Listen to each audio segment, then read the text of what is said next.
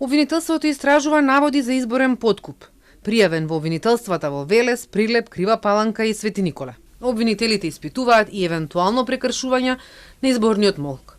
Пријавено било и дека во Струмичко Ново село има погрешно испечатени ливчиња. Известена била Државната изборна комисија да го замени материјалот, но од обвинителството велат нема елементи на кривично дело. Согласно информациите добиени од јавните обвинителства низ целата држава, денешниот изборен ден од локалните избори 2025 година до овој момент поминува генерално мирно и без поголеми нарушувања на изборниот процес.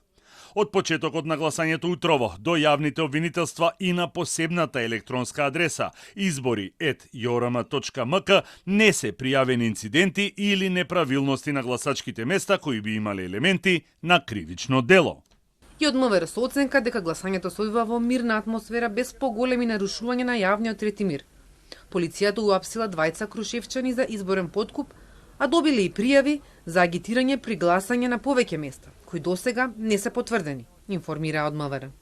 Во 9 часот во Прилеп полициски службеници од ОВР Прилеп во врска со кривично дело подкуп при избори и гласање ги лишија од слобода БХ и ДС од Крушево.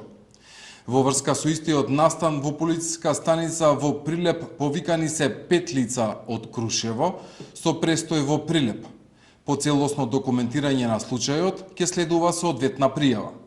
Утрово од МВР информираа и дека регистрирани биле 47 објави на социјалните мрежи за време на изборниот молк, кои се однесуваат на повик за гласање за одредени кандидати, како и објавени видеа и слики од партиски активности во штабови. Гласањето на болни, изнемоштени лица и затвореници поминало без нарушување на гласањето.